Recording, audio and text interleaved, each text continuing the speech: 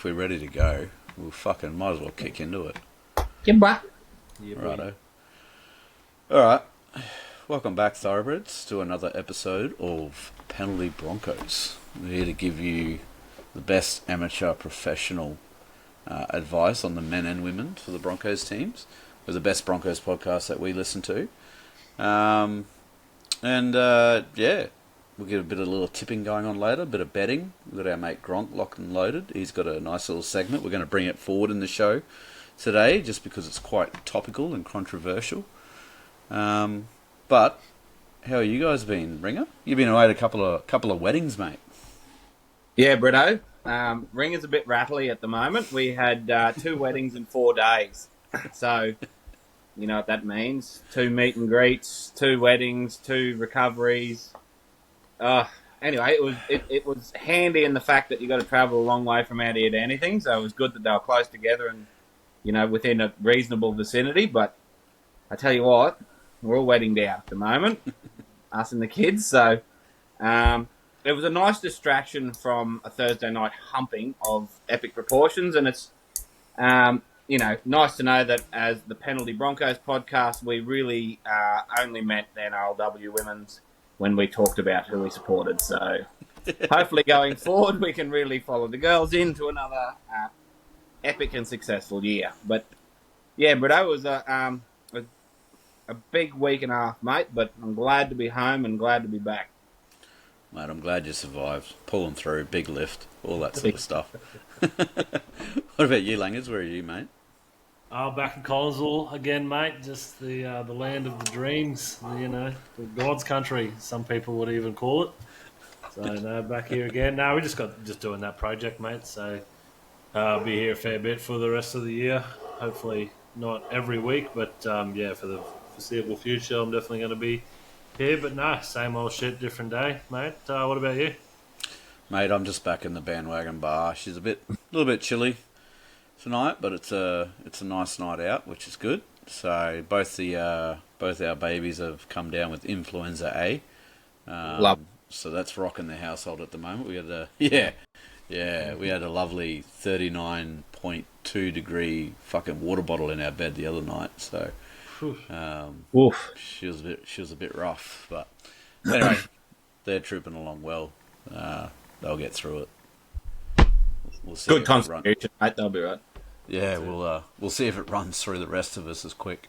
Probably. It will. Anyway, we might as well. We'll rip the Band-Aid off again. I was fortunate enough to go to Suncorp because it's a glorious stadium. It's about the only thing that was fortunate that night. To witness what went down. And 35,000 others turned up as well. Quite a few Storm supporters, as you would expect. But 35,000 is still a pretty good haul. Yeah, I think the majority of the supporters that I ran into that night knew what was going to go down. Yeah. Had a couple of chats on the way home on the train. We all knew it was going to be big, but we were hoping that maybe, sacred ground, Suncorp Stadium, last round, play for a bit of pride and whatnot. But anyway, wasn't to be, unfortunately, and ever since then, social media has been an absolute fucking shitstorm. Holy It has not been kind. I got into a stoush on Thursday night with somebody on one of the fan pages, and I should have done a bit of research. He's a bit of a serial pest by the sounds of it. Anyway, long and short of it, end up calling him a cunt.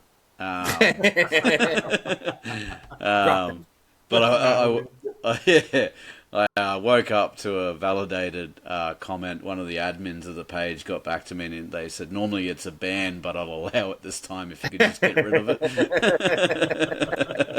So I said, cheers, that was mate. Definitely worth it. I said, cheers, mate, and edited me comment. But anyway, it is what it is. I'll run through a bit of stats here, and we'll do a little bit of a discussion, and then straight up we do the preview. We'll run into the Gronk, and then we'll have a bit more of a chat about it.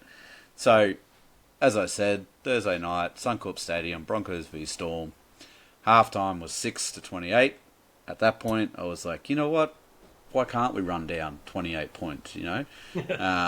Then the second half, we came out in 6-22 to the Storm, which ended up with a 12-50 absolute humping by the Storm there.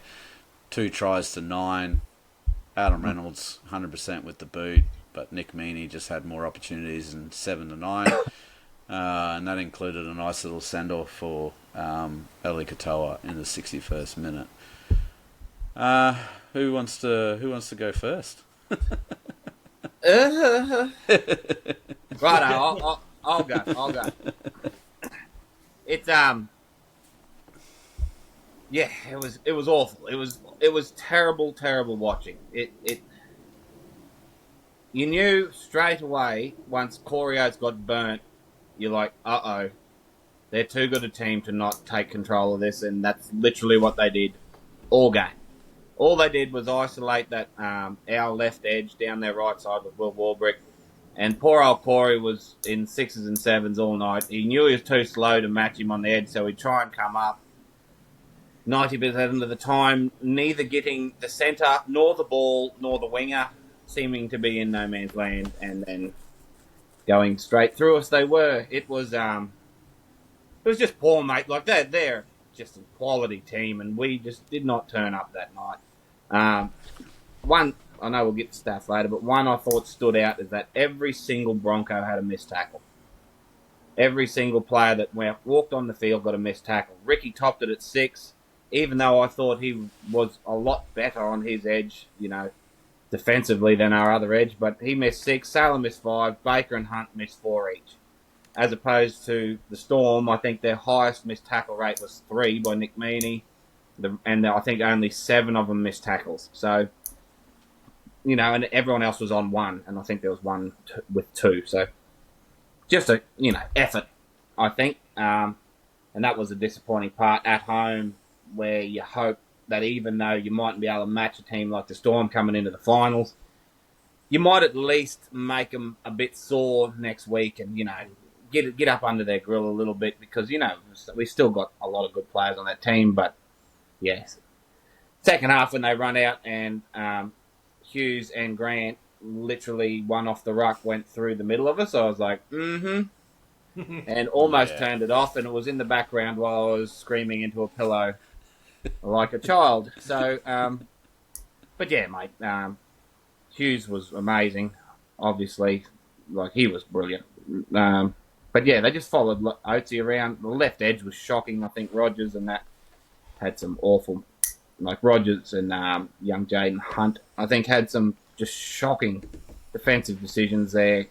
At one point, holding on to a player for about 7 metres before he pushed them both over the line and scored a try. No one coming to help him. No one. Yeah. Our kick defusal at 40%. I mean, when you're getting 4 out of 10 kicks coming to you, you're in real hot fucking soup, aren't you? So, yeah, mate, it was a shit show all round, and honestly, probably deserving of the season we've had, to be fair. As awful it is to say, and as much as I love the boys, that was sort of coming, I think, and that only the most optimistic of us, like me, were hoping for some sort of miracle. But I mean, a loss like that was coming when consider the teams that we've been playing the weeks prior, and only either just getting away with it or getting beaten. So, yeah, mate, it wasn't great watching at all. And I think it was just down to effort. I think like they were already halfway to Bali, I think. That's a fair point. We definitely, I don't know. I'm one of those fans. I've tried to do the whole angry thing, and I'm just one of those fans that would rather they just showed up and played. Yeah. Like, I don't want Kevy to get sacked. I don't want these players to move on. I want us to be the team that, like, the washed up guys can come and we make them in the fucking superstars like the Storm and all that seem to do. Like, but anyway, maybe next season we'll start doing that. What about you, Langers? Have you got your dot points and all that shit out, mate? Or what? Yeah, no, I wrote a few down, but a few holes in the paper from pushing too hard. Got a few pages written down.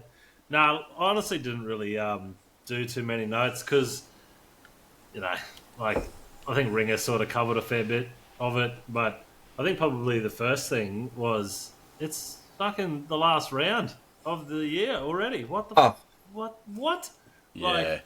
what do I do with my time now? Like, I have to talk to my wife. Like, that's shit ass. I don't want to be doing that. Yeah. But, yeah, I Don't know can't what to believe do with that it's these. the end of the season already. Like, yeah, exactly right. So, but to go out like that as well, like obviously it's not going to be good being a Broncos fan, but like what Ringer said, I think that the scores reflected how both of their seasons have been. Really, like you look at the Storm, dominant over basically every team in the whole competition, and Broncos just struggling the whole time. So yeah, I think it's pretty big sort of reflection on how they've sort of been. Obviously, a game like that disappointing for a few Broncos players that'll probably never be Broncos players again. You got your Oates and your Tristan Sailors and all that sort of stuff that potentially won't don the jersey anymore. So Kobe Hetherington as well, which is a silly idea, but whatever. Like you got those sort of players that'll never sort of play again, and sort of a bit of a disappointing sort of way to end their tenure, I guess. But that's footy. Will Warbrick and Jerome Hughes hat trick each. Like they played well, like they played. Give credit where credit's due, and they played really, really well. So hats off to them. And look, you don't want to be bringing up every negative thing. Oh, they scored because of this and blah blah blah. But one thing that I have mentioned a couple of times on this podcast is the Reynolds short. And I was thinking of you at the game. Attention in case they fucking missed it. But Katoa, his try came from a failed fucking short dropout. Again. Like, just learn your lessons, cunt. What the... Sorry. What? Like, what? Why does this keep happening? What, like... Yeah. So... like it wasn't like it was going to be a game changer. I think at that stage, like it was still relatively early on in the piece. I think it was like 18 fucking mil or 6 or something like that. Like they probably still could have come back, maybe. But just another short failed dropout from Adam Reynolds. So chalk that up in the books. But apart from that, pretty close game, I thought. For the first 10 minutes, anyway. It was. I was actually positive thought that went through my head was looked up when they did first score. I was like, it's 12 minutes in.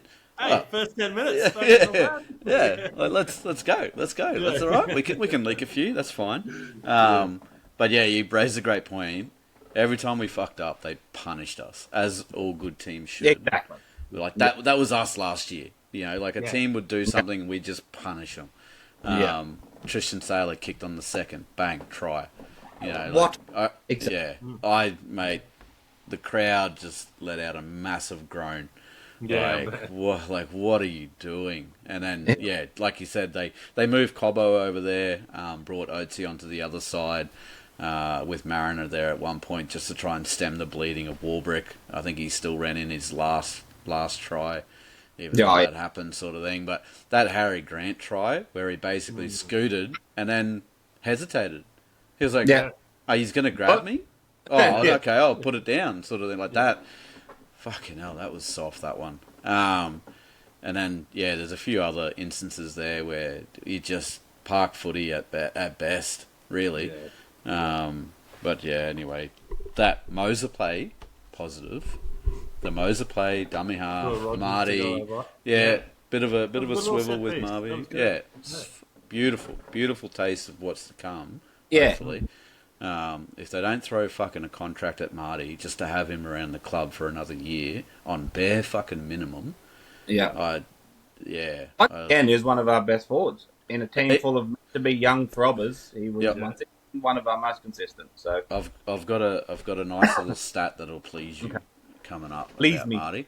But I will run through a couple of stats here that kind of stand out. So we, surprisingly, 81% completion and I'm Oh, pretty sure. ringer. Yeah, me. Yeah, and we get kicked by positive stats fucking, for the and we get 50 put on us.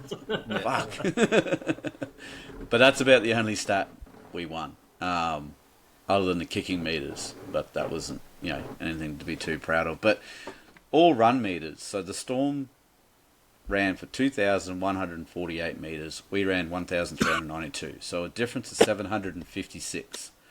Now, okay, let's have a look at the post-contact meters.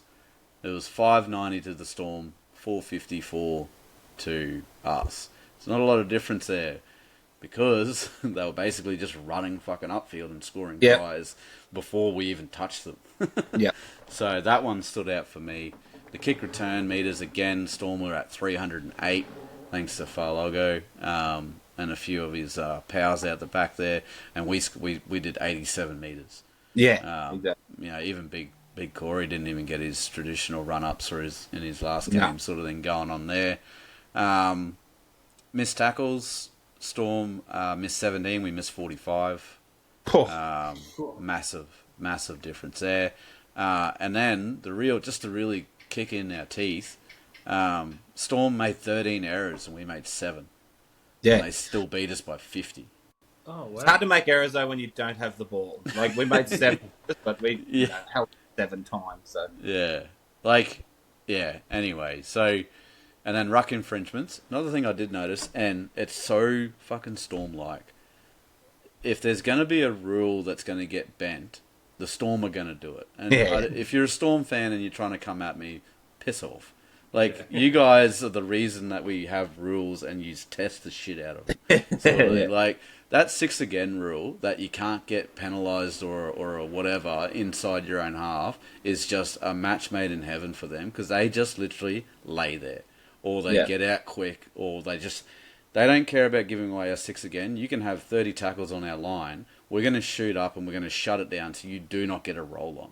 Yeah. And we'll just wait for you to make an error. For example, have 3 sets on our line and Tristan gets a bit heavy and he puts a chip in, we grab it and run down the other side of the field and score. Yeah. It's just such a Melbourne thing to fucking do. Frustrate you. It pisses me off. And I've written here, it defines the Storm's attitude towards officiating. Yeah. Going back to the Cameron Smith days. But like you said before, this flogging has been coming, and if you listen to Cameron Smith, he always says, your attitude during the season's probably how you play your last game. And nailed it. So nailed it. So I think nearly everyone nailed their attitude, even the Dragons. And I'll give credit where credit's due. The Cowboys did too. So Yep, unfortunately we all got to jump on the Cowboys bandwagon now. Last Queensland team in. Maybe. Storm. Who did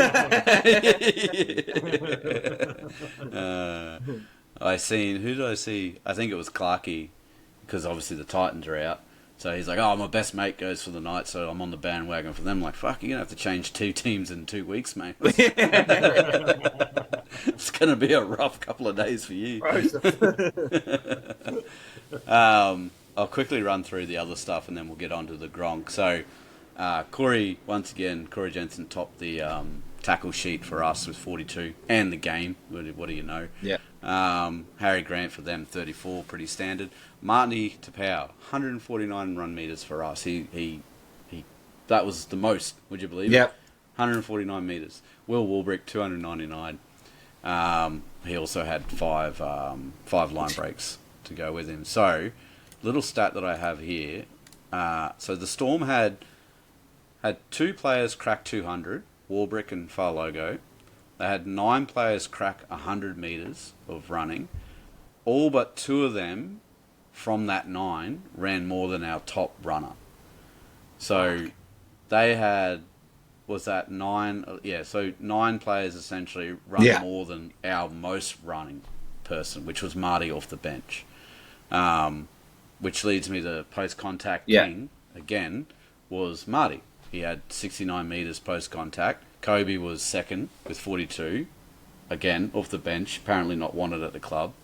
And then Paddy had a bit of a poor game himself. He had 37 sort of thing. So, He was really off there. Now, Marty ran more post-contact meters than any Storm player.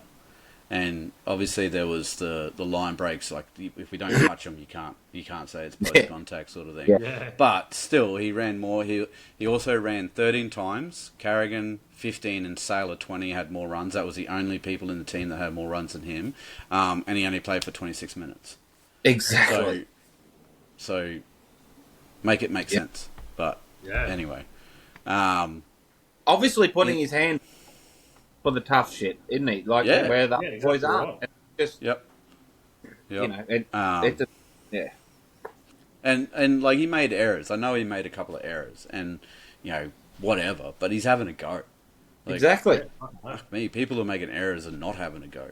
So whatever. But in the defense side, so no one was 100%. Like you said, Jack, everyone had a missed tackle.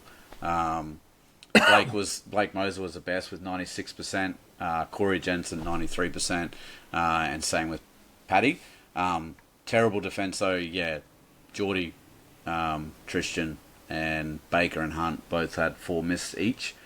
But when it came to errors, Arthur's had 4, Oates had 3, and Marty had the 3. But Cobbo, Reynolds, Walters, Baker, Hunt, and Hetherington had zero errors. So, there was a few out there that were keeping it clean, but the effort areas just weren't stacking up for us. So, doesn't read for great reading. No. And then, Jesse Arthur's 4 errors. Yeah. At the start of the year, I was so excited for Jesse. And anyway, it might be just second year fever, mate. It might all come back. But I mean, that was the one thing he didn't do when he was playing last year. When he cracked the side, you knew he was safe as houses. He was going to do a job for you. So, just mental lapses there, mate. And before his injury, to be fair, he was playing pretty good too. Yes. Yeah. So, and just to let the listeners know, so we're not going to stop the potty after both the NRLW and the NRL season finish. But what we plan on doing is we'll do 1 week where we'll review the men's team for the whole year. We'll go through the team list. We'll say, if we want to swap players in and out, we'll try and keep it within a salary cap. I don't know how we're going to go with that. Judging by our Supercoach teams that went this year, Ringer and I aren't the best for picking a team. And then the next week we'll do the same with the NRLW if we can. We'll sort of go through everyone's stats and see how they finished, who had career best seasons, career bad seasons, and whatnot. So, and then I don't know what content we'll put out then, but we'll think of something. Let's listen to our mate the Grump. Yeah. Where is he? This is going to be not nice. No, it's not. It's fucking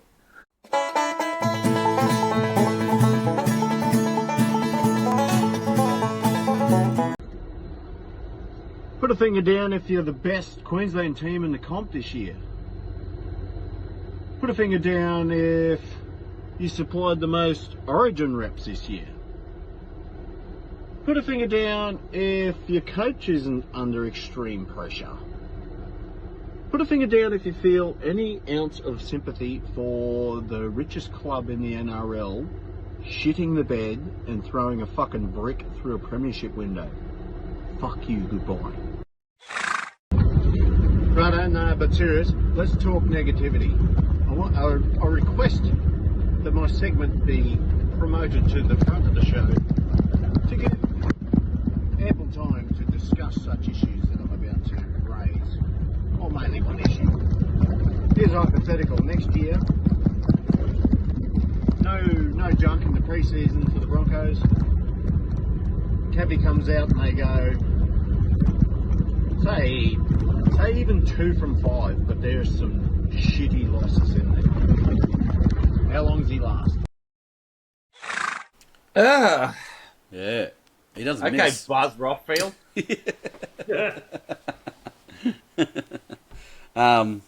Ringer, what's your retort?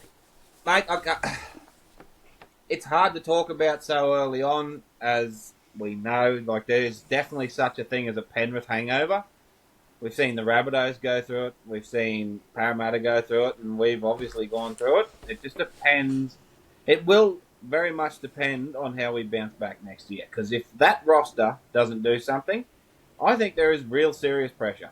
I don't know. And, the worst thing about rugby league is who do you get? Because all the good coaches are taken, quite literally, all the time. So unless they got someone else there in the clouds that is doing good things underneath, I don't know. But, I think you definitely got to give him pre-season and at least halfway through next year because of what he did with that exact same young team only 12 months ago. So, but mate, it did look a lot like attitude. Like we know the talent there and the drop ball and the missed tackles, and that's because you're not ready to turn up. You're not playing for the jersey, and that was almost the whole reason we got Kevy in, was to put that pride back into that logo. So it is concerning, and it's all well and good for the Gronk's on his high horse at the moment, but it wasn't that long ago where Toddy Payton was nearly going to get the arse from how terrible they were. So, it can change so quickly, mate. Like it could be as much as we lost those couple of assistants during the year. Benny Eichen moving on to the QRL. Apparently, there's some spats there. I don't know how much of that's true, but the QRL's a promotion from the Broncos, I'd imagine. So, maybe those are sort of big chunks that we just didn't fill in on the fly as we're already into the season. So, but it's all attitude, mate. The players are the ones that have to go out there every weekend, and it's up to them if they get flogged, because honestly, they're all talented. So, it's not a nice thing to be going through at the end of the season, but there's definitely a world where next year we flog everyone with a big dirty stick because of the disappointment. Maybe it is. Maybe they're too young. You know how they say you need to win one to lose one to win one. Maybe they lost one too quickly, if you know what I mean. Like they went from zero to hero, almost got one, and were just too high on their own supply as a young team. Whereas losing one, moving into a disappointing year. And they might have to look around and go, shit, this shit doesn't come easy. If we want to keep this group together and have an actual shot, this has got to happen now. So we've still got Reno for 12 months. We've still got Paddy Carrigan, Payne Haas, Rick Walsh. Those four alone should probably get you in the top four in the competition. So we flesh ourselves out a little bit, get a few hold heads in there. I think Kevy's pretty safe, mate. But yeah, he is right. If we go 10 rounds in and we've only won 3 games and there's been some bad losses, the blow torches will be burning that man's head. So it will be interesting, but I think we'll be pretty safe. Yeah, old Buzz Rothfield will be chasing him down with a warhammer. What about you, Langers, mate? Yeah, I don't know. I think maybe Ringer's a bit more optimistic than me personally. I honestly think that if they come out next year, and probably I would like to see them give Kevy probably 10 games next year. Probably not half the season, but at least the first 10. And if he isn't sort of tracking at least 5 wins from 10, then yeah, I'd probably start looking, to be honest. But in saying that, it's like what Ringer said, who do you replace him with? Like that can obviously be brought up exponentially if you've got Ivan Cleary knocking at the door saying, hey, I'll move to Brisbane, Bye. Be like, oh, thanks, Kev, but, we need you out by 2 o'clock this Saturday sort of thing. Don't worry about the bond clean, mate. So like it would ultimately depend on who's going to replace him. And if it's not going to be someone decent, then, give him the benefit of the doubt. He, took us to the grand final. So, until you find someone better, give the man his job, I reckon. Yeah, that's it. I think I'm with you guys. Like, 10 games, 12 games. If we are 5 and 10, if they're really, really good wins and they're really close losses. 5 and 10. Hey, 5 out of 10. 5 out of 10. That's what I mean. 5 out of 10. Sorry. 5 and 5. Yeah, I thought you meant Yeah. 5 and 10. Like, nah. 5 from 10. 5 from 10. Nah. I'm a super optimist. Yeah. But yeah, no. 5 wins, 5 losses. Let's say, the wins are by 20 and the losses are by 2. Something like that. Yep, so let's go. Like, we'll keep tracking sort of thing. But I think, from what I've heard of the review that's going to happen at Red Hill over the off-season, it's going to be pretty intense.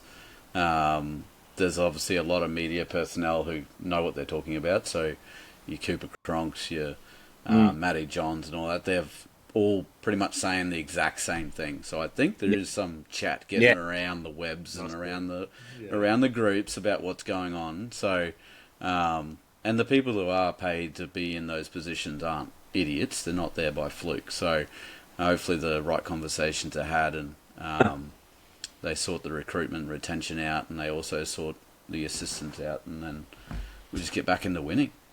Yeah, fuck Okay, here's a quick one while we're talking about this.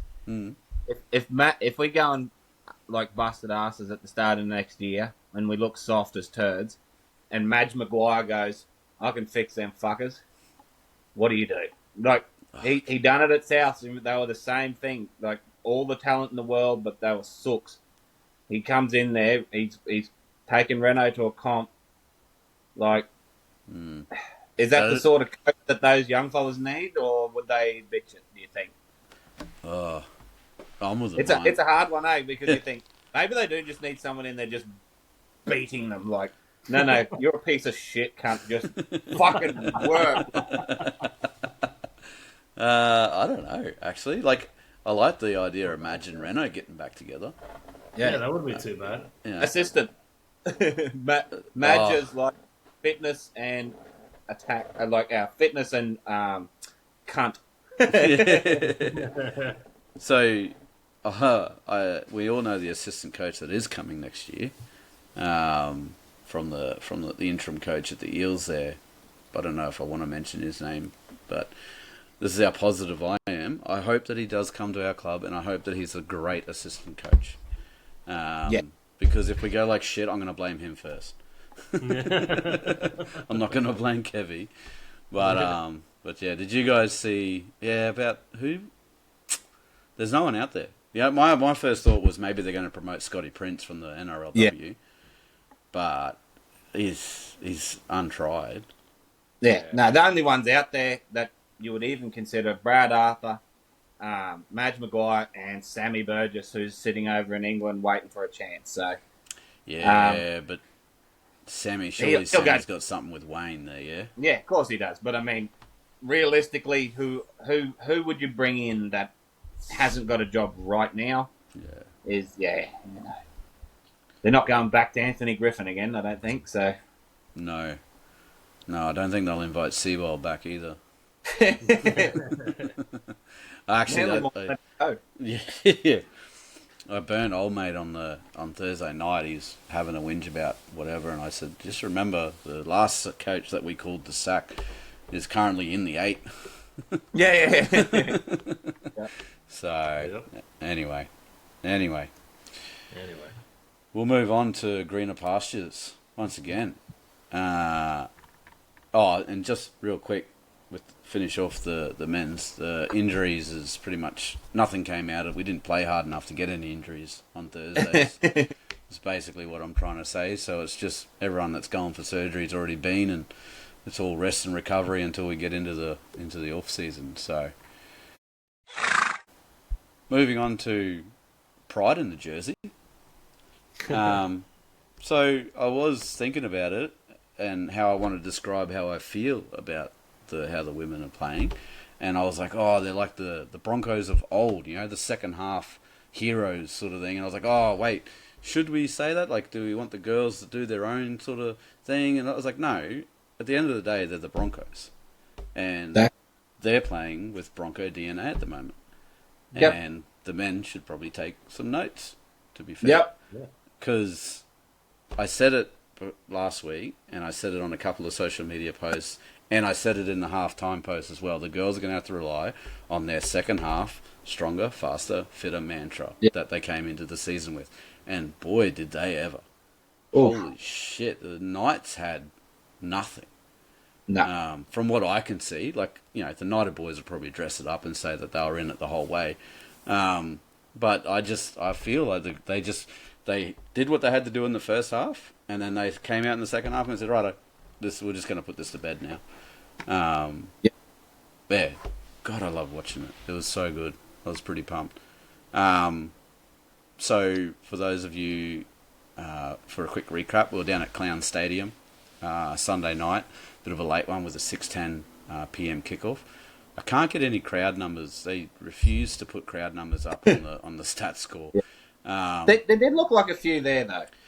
There was. I was pretty disappointed with Newcastle because they pride themselves with a bit of, you know, we're Novocastrians, we back our teams and all that. As soon as that men's game came, mate, it was essentially a ghost town compared to what it was. But in saying that, there still was a lot there. Like, there would have been at least, 5,000? Yeah, it looked like. I would have said. Yeah. Yeah, so half time, like I said, you know, Knights were 12, Broncos were 4. Second half, bit of a different story, 12-28 to the Broncos, finishing with a 24-32 win over the back-to-back premiers. And yeah, so they got into their work, and their reputation as second half killers is starting to leave a bit of a legacy for this season. Did either of you lads get to watch it? I had it on in the background, mate, as we were charging around, but it. Oh, I'll go to Langers first. I'll just. Sorry. Throw him in the deep end. Yeah, fucking hell. Yeah, cheers. Upper.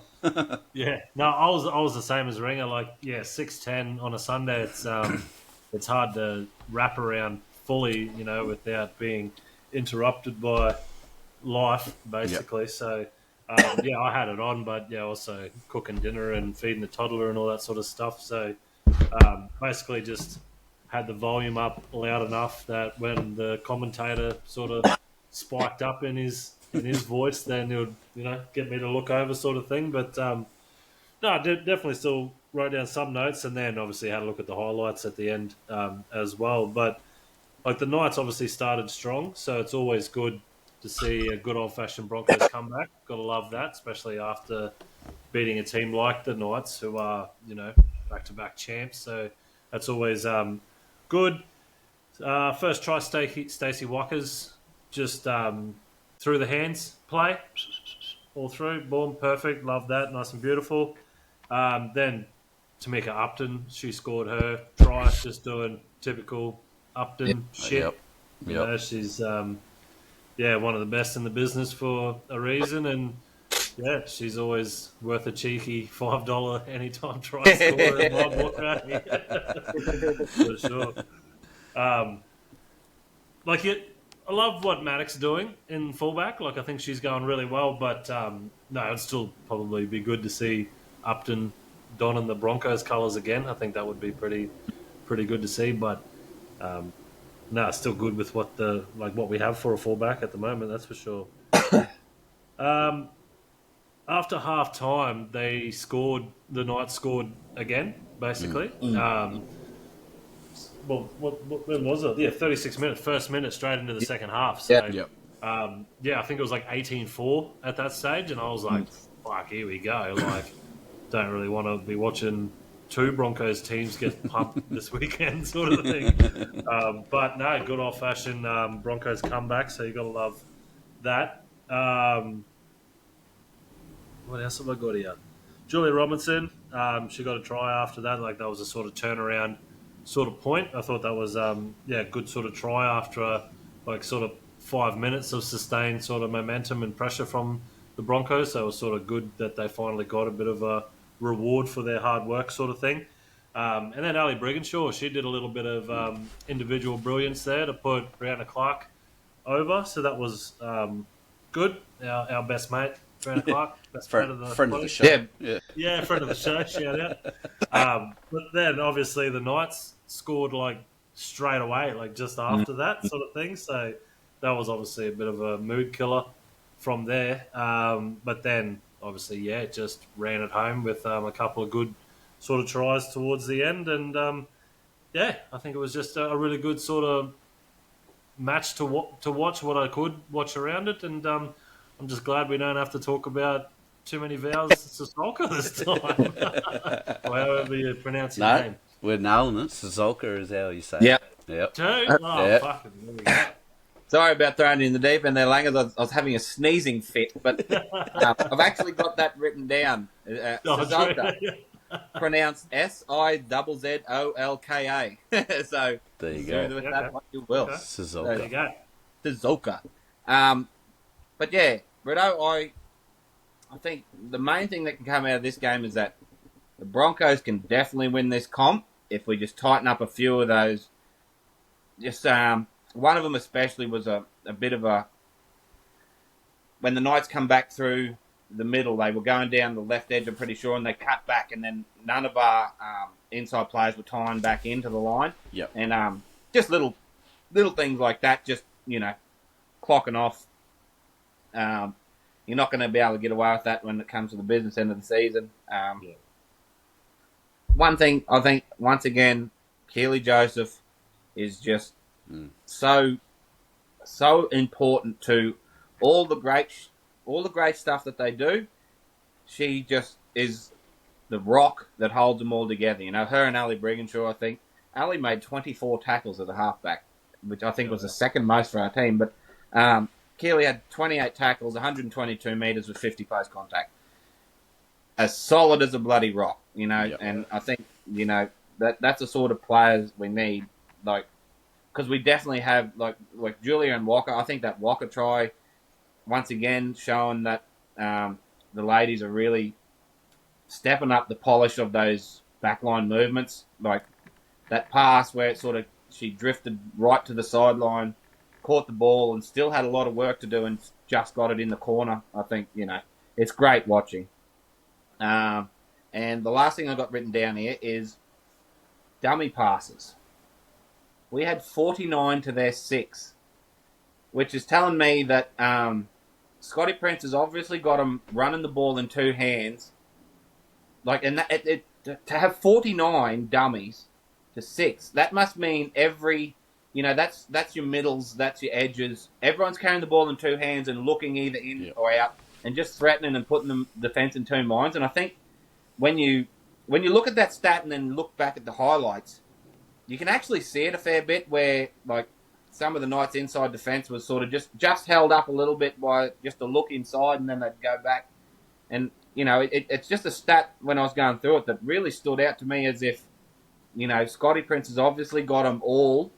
We're going to the line for ball in two hands because we're going to be a threat no matter what we're doing. We're not just tucking it under the wing and then we're going to be fighting for the defence. So I just thought that was interesting coming out of this. Just to add to that real quick before you go on, it also shows the support play.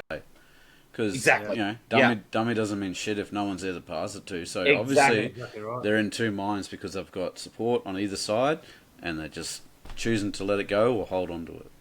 Exactly, and I was only going to just say that the Tigers 05, when Scotty and Benji took them to the premiership, that was their whole game. You listen to Matty Johns talks about it all the time, where they were small forwards, but everything was go, go, go all the time. Everyone was on the ball, so no matter where they went, they had runners. And I think that's obviously, that it probably makes sense that with the women's game only in its infancy, taking it 20 years ago in the men's game, that sort of style might be exactly what they need at the minute as we're moving forward. You know what I mean? We're working into it.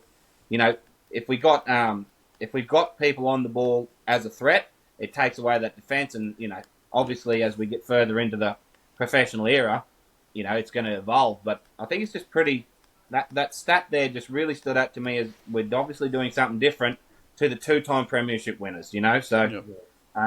Yeah. I just thought that was very cool. And it's going to be, it's one of them things that you'll be looking at now as a Broncos supporter, like, oh, yep, there's another dummy. Oh, there's a dummy. There's a support runner, like you said. So, I was really happy with them, mate. And yeah, they tighten up. If they can stop conceding those little tries in the middle, they're real red hot cracker taking this one out. Yeah, good stuff. That's a nice little stat there. That Walker try that you mentioned down the sideline, barely any room. Oh my! None. It was like, what? She was 15 out when she started. Yeah. I was like, oh no, she's going to get taken out. I was like, she must be deceptively quick. She makes fast people look not fast. Because she did it to Upton because Upton didn't even get anywhere near her. Yeah. And then it was good to see Bree go over, and then Romy, the Broncos' best second rower in my opinion. Yeah. Men and women. It was good that she got a meat pie there towards the end. So At the end. that was a really solid line that she ran too, and obviously a set play. Yeah, it was good. Very good.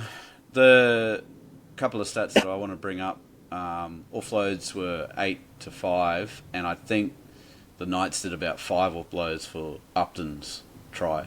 That's that little sneaky bit of passage there. So, you know, and Anetta is a demon for a couple of offloads there. So, hopefully we can sort of bring that up, like you said, couple that with the dummy passes, have the offload. Defence always thinking, always got to do their job, otherwise we'll pounce, and we should go deep, if not win the final. So, and then the other one was the average set distance.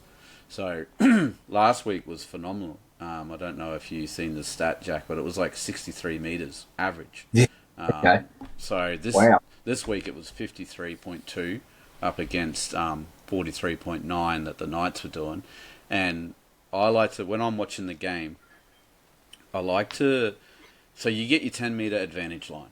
And obviously the goal of 101 footy, quick play the ball, quick delivery to whoever's running on it, try and take as much of that advantage, and then post-contact meters to try and get as close to that 10 metres as you can, sort of thing.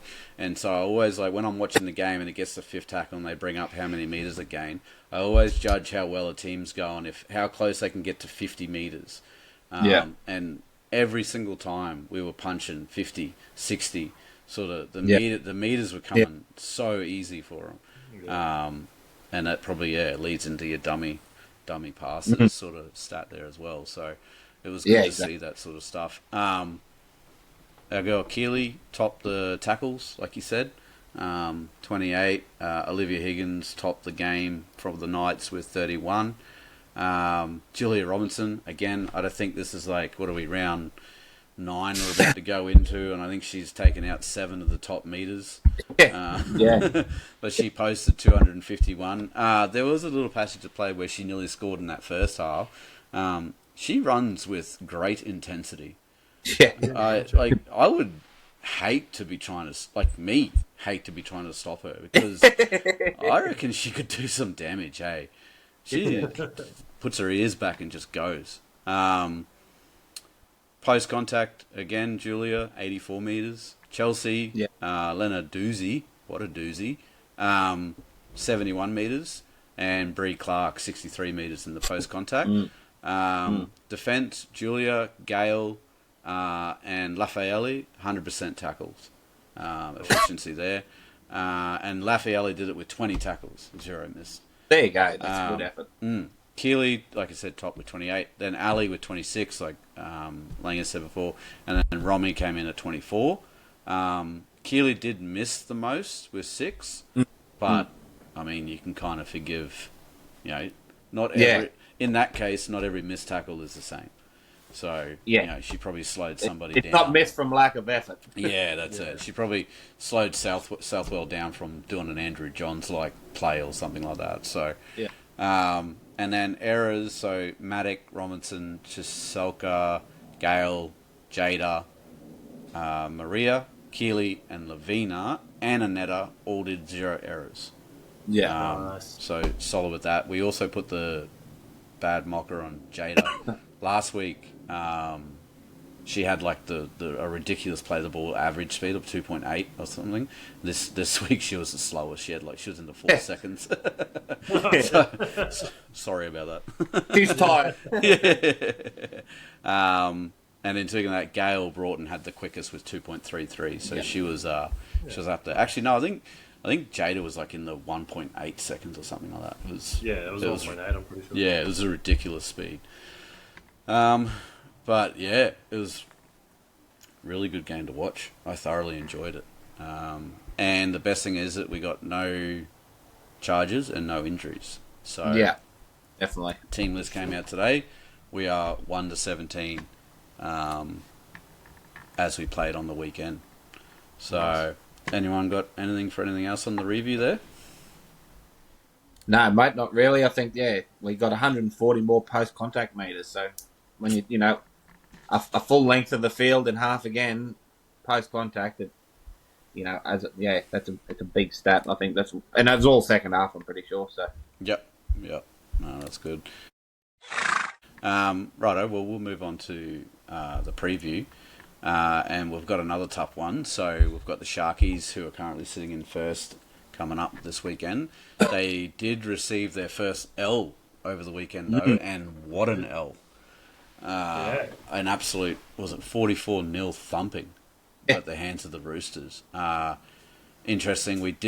We've lost to the Roosters, but it was like 28-4, and it was the second round of the season, so we kind of hadn't really got into our groove. So that just keep in mind for the game that when we do verse them eventually in the finals. But so we do have we've got a tough couple of weeks. So we've got, obviously we just had the Knights, which was that would have taken a bit out of them. We've got the Sharks, but then we do have the Dragons, who are a bit of a up and down sort of for the last round of the season, and then it'll be straight into finals. We do have a good points differential. We've got the second best in the comp. Roosters sitting in second have the best by 2 points above us. The Sharks, who are sitting in first, actually fell down to fourth in the differential. So pumping. So it'd be good if we could get 2 more wins, or at least 1 more win before the finals, and that'll secure our spot. But that differential will definitely help out eventually. I'll quickly run through the team list. I'll do some stats, and then I'll let you guys take it from there. So we run out Hayley Maddock, Julia Robinson, Melly Hafunga, Shanae Sissoko, Stacey Walker, Gail Broughton, Ali Brigginshaw, Brianna Clark, Jada Ferguson, Chelsea Lenarduzzi, Maria Denman, Romy Tazell, Keely Joseph, Destiny Brill, Lafayette, Lavina Gould, and Anetta Claudia Nuasula. Interesting enough, Rapana served her 1 match ban, but she hasn't even been named on the extended bench. So and I haven't seen anything injury wise. I don't know what's going on there. Like, I would assume she's injured though. Mainly because Maria Denman, you would think she would make way for Rapana to come back onto the field. So the Sharkies line up. They got Casey Staples at the back, Nakia Davis-Welsh, Tiana Penatani as the captain in centre, Anessa Biddle, Georgia Raviks, Emma Tonagato, Taylor Preston in the halves, Ellie Johnston at prop, Quincy Dodd, Holly Wheeler, Talia Holmes, Rhiannon Byers, and Brooke Anderson round out the forward pack. On the interchange, they have Shani Smale, Chloe Saunders, Vanessa Folecki, and Tegan Dymock. And the 18th girl is Manilida Takapotola. I think I nailed that. 100%. I'm going with you. Apologies if I didn't. Quick stats. They're in first, we're in third. We have won the only game that we've played against the Sharkies. That was round 7 last year at Queensland Country Bank Stadium, which was another doubleheader last year. So this weekend we're at a doubleheader down at the Seabus Super Stadium, 12:00 p.m. on Saturday. In that game, it was a 32-28 win, so tight one. Possession and completion both favour the Sharks with 51 and 69%. But our tackle efficiency was good with 84.19. Previous 5 games for each team, we've won 5 on the trot now. And the Sharks were undefeated, as I said, up until last weekend against the Roosters. So, should be another interesting match. All but confident for a 13-plus victory, though. What do you reckon, Langers? Yeah, they are in a bit of a rough patch for their sort of tour of teams to play, aren't they? But probably good. Just verse them all while you're sort of running hot. It's obviously good to get that win against the Knights. So, sort of running into the Sharks now is probably a good time to meet them. So, Yep. hopefully they're on a bit of a slide and they can, fuck right off and come in 13 plus. Yeah, no, that's it. And, we versed the Cowboys, who aren't exactly slouches this year. Straight into the Knights, straight into the Sharks, and then, So, we seem to be getting stronger every match, too. What about you, Ringer? Exactly What do you reckon? Yeah, mate, obviously, you'd think the Sharks are going to bounce back from being undefeated to absolutely getting humiliated last week. Have no idea why I picked the Roosters, but anyway, I think it got me the W in the end in the tipping. But so obviously they should be coming out firing, but it'll be another good test for us up against the top tier. So if we can knock off the Knights and the Sharks back to back weeks, that's a fair salvo to send across the bow wave of the competition. And I think we can definitely do it, mate. Like I said, if we tighten up those couple of errors and a couple of those tries we let in from just lack of concentration, I think we can do a number on them. It won't. With such, we're sort of nearly going the opposite way as the Sharks. Like, they've been undefeated all year, and they might have hit their first speed hump, where we started the year disappointingly, got some players back from the Olympics and then we're sort of on the up. We seem to be getting more and more complete and more confident each game. So I wouldn't be surprised if we shot out to a 12-0 lead somewhere in the first half, where the Sharks could panic, maybe. Well, put it this way: Malaya-Funga 2+ is going to be my house bet. So, but it's going to all depend on what Sharks turn up after God, I've got to punch this out after 2 weddings. Humiliating loss. Maybe they, might come out and really sharpen up and put it to us. But either way, I still think we get away with it. I really do. I think the girls are up and about. Confidence after beating the 2-time premiers, and I don't think the Sharks are going to, they're not going to be scared by them. So it's going to be it's going to be a great game to watch, I think. Yeah, no, good point about that. They might get a bit of PTSD from the week before if we do shoot out to that early lead. So, yeah. I tell you what, Melly looks like she's thoroughly enjoying her football this year. Yeah. That's what I mean. Slightly quiet, so she's on for 2+ this week. Yeah. Every time she runs the ball, it just looks like she's excited to get into a bit of contact. So yeah. That probably could be a good play. Couple that with a 13+, man. Yeah. We'll be on. All right. Well, that'll do for the girls. We'll rave about them again next week with another W. Yeah. Bit of general league chat though. Just while we're in we'll go into depth, obviously, thoroughbreds with the team reviews and the season reviews, but this is the silly. What's it been, a week, barely a week, and the silly season's well in stock. So we've got Hetherington, Martin apparently moving on. We know Oates and Sailor are definitely moving on. There has been rumours getting out, so we had Corey Horsburgh first, but he's since apparently come out and said he's staying with the Raiders after his little try on the weekend, and Ricky probably fell in love with him again. Welch was reportedly coming our way, but I looked on the app today, and it looks like he's extended this week. I don't know, something like that. He's got a 2026 contract in there anyway, registered. And then Campbell Gillard has been released early from the Eels. Haas's manager has had to come out today and deny rumours that he wants out. And then mere hours after that comes out that Campbell Gillard's been released from the Eels. So I just, Buzz Rothfield and all them, Hoops and all that will be just frothing at the Broncos this offseason. I can just see we're going to be the flavour of over the next 3 months. Oh, definitely. And if we don't come out and put on an absolute cricket score in that first round, I'm not saying that we have to do that, but if we don't, they're just going to double down. Yeah, Like, we could win by 2 and they'll be like, ooh, sort of thing. So, in saying that, real quick off the head, I know we had a bit of a chat on it earlier today. Old head forward that everyone says that we need. Who would you grab if you could, even if it meant an early release?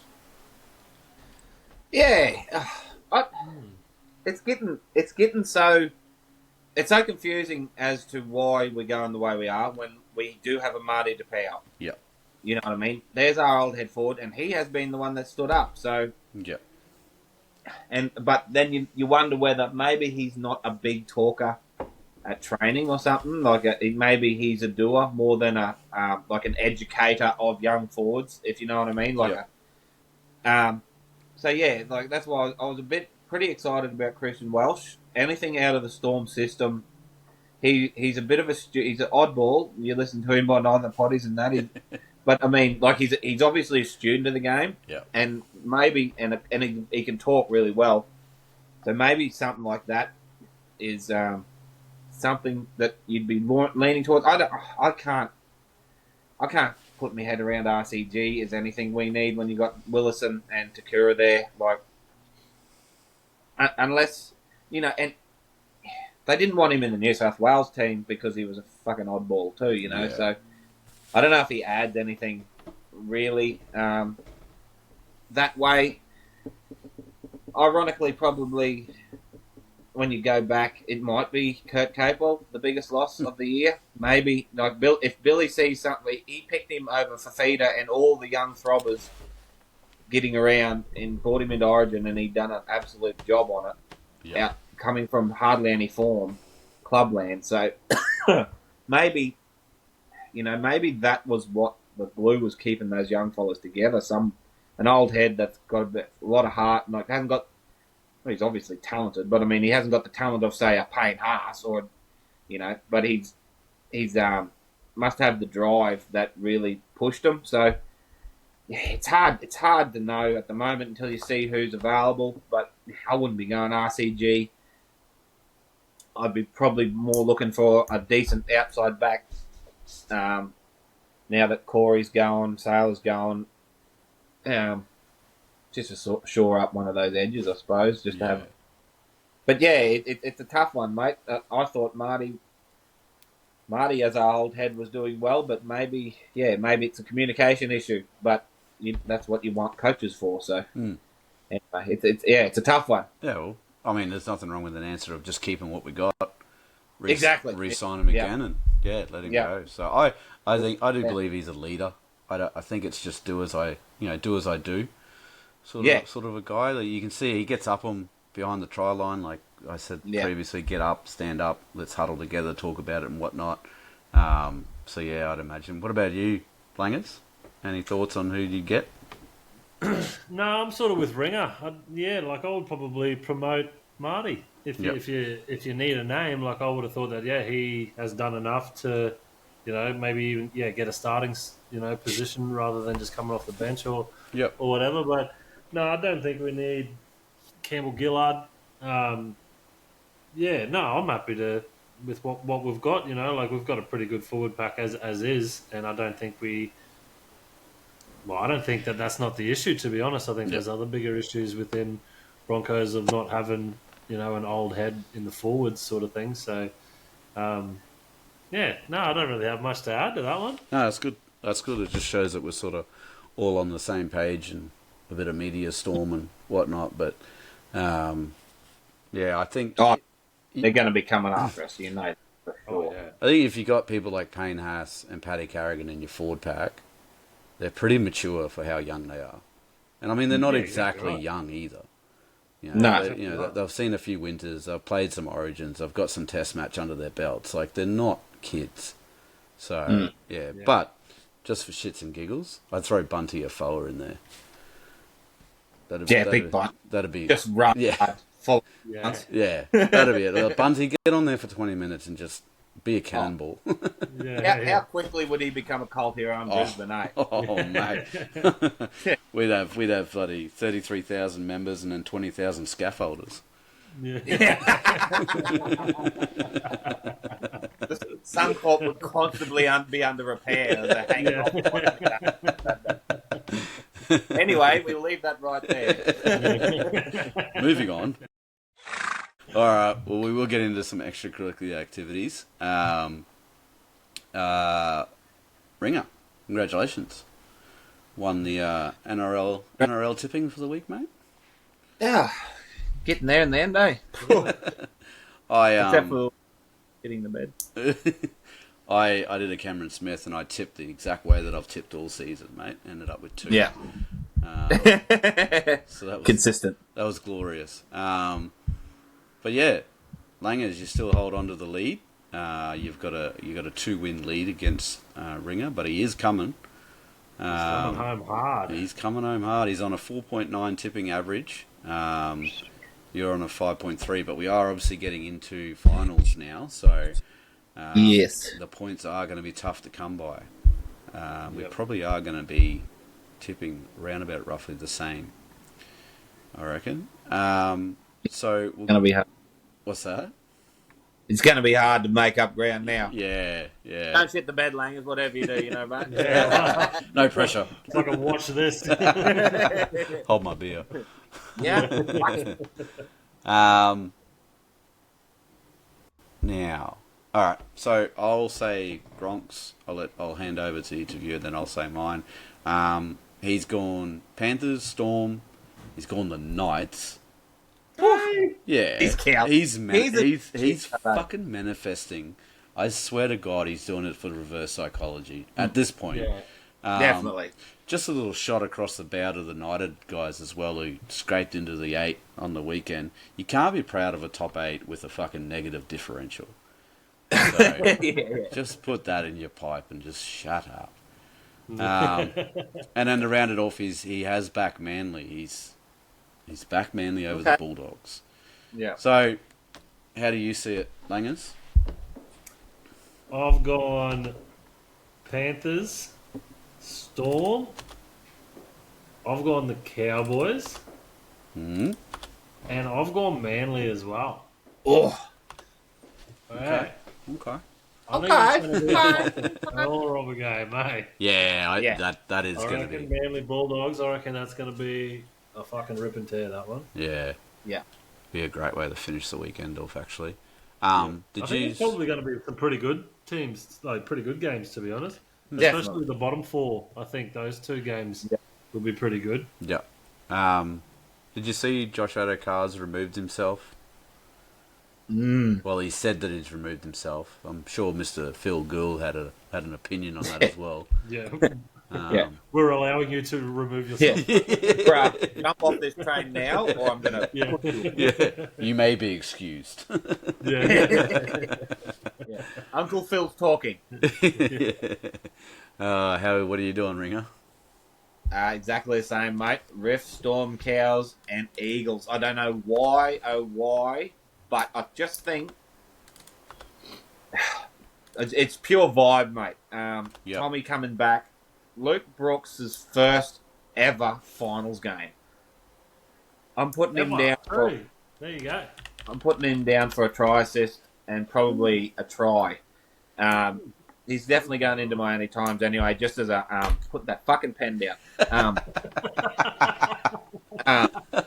Yeah, he's definitely going into my any times just off a vibe bet, mate. Yep. He's not going into this week's actual tipping because it's a bit outside the box. I want to get some wins coming in the finals, but yeah, I can just see the Eagles turning up, and as saying that, they probably get pumped by 40. So Yeah, fair. Yeah. Fair. won't be catching Langers by tipping the same as him, but you know. Yeah, right. Well, I'm going Panthers. I did say last week I don't think the Roosters were going to win another game. Then they went and beat the Rabbits, but anyway. It is a rabbit. Yeah, it is the Rabbits. But then I've gone the Storm. That one was a bit I was a bit up and about what to do there because Heinze and what's the old mate in the 5/8 there? Trindle. Yeah. I don't know. It's just something about like the Sharks have beaten the Storm down in Melbourne before. They have. But anyway, Storm, Craig Bellamy. I feel like he has absolutely been planning this since 2020. Primary school. Yeah.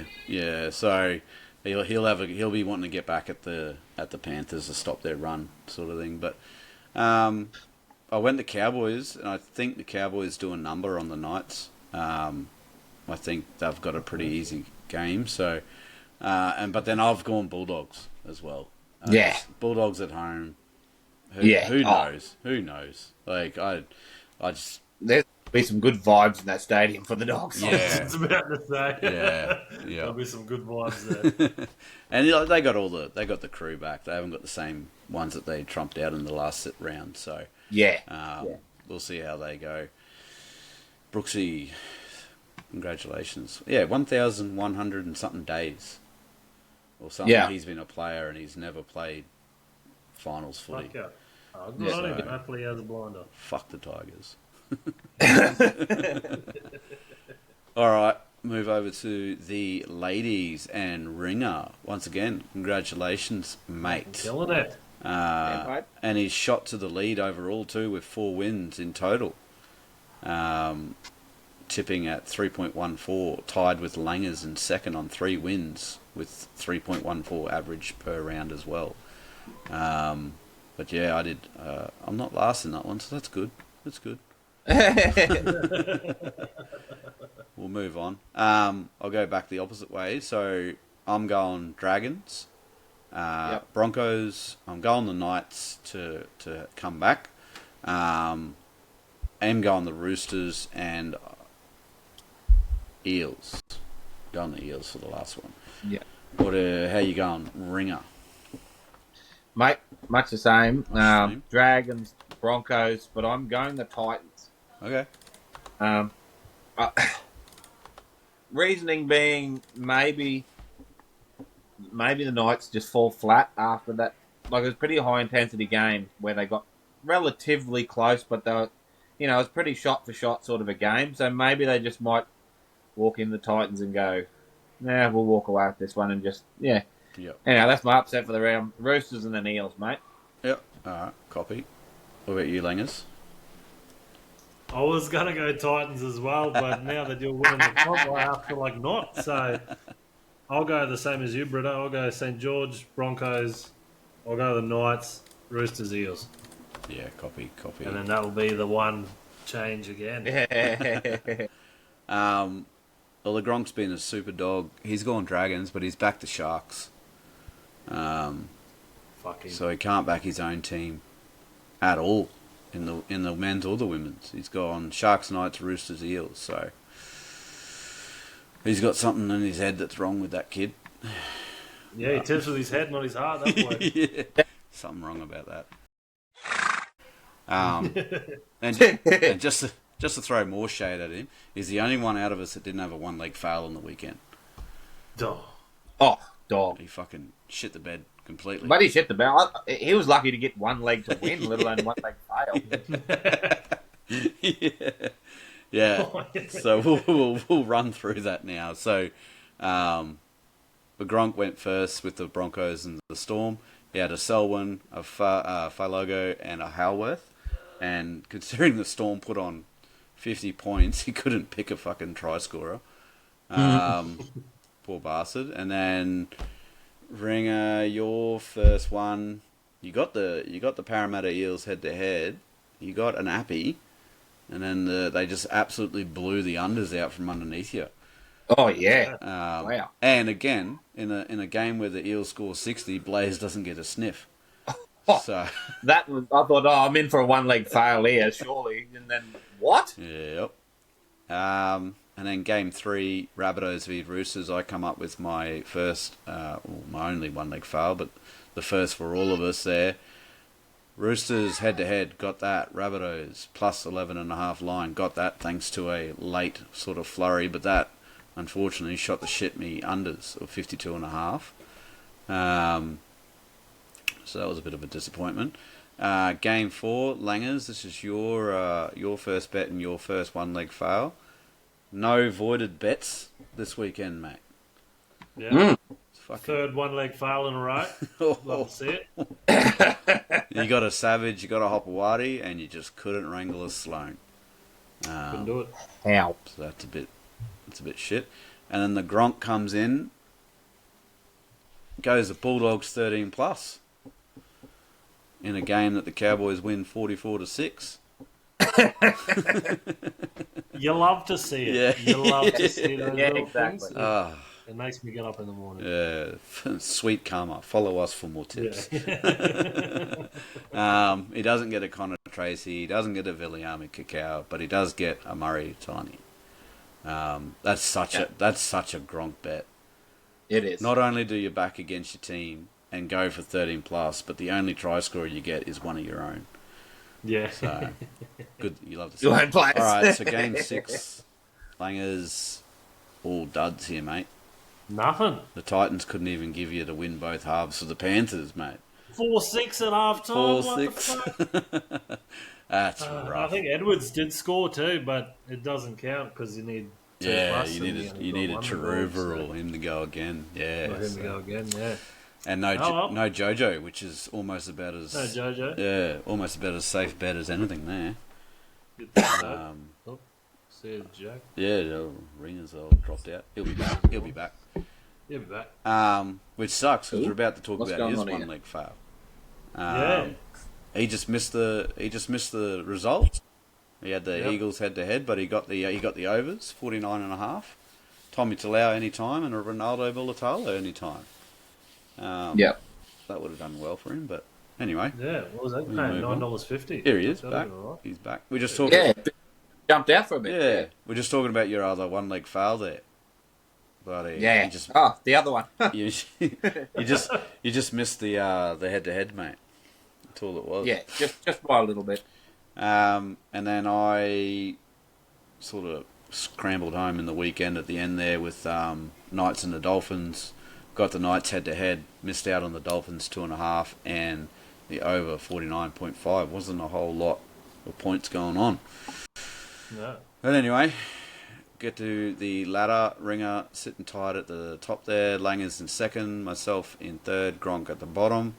Ringer, you've punched up your leg percentage, mate. You're up to 47%.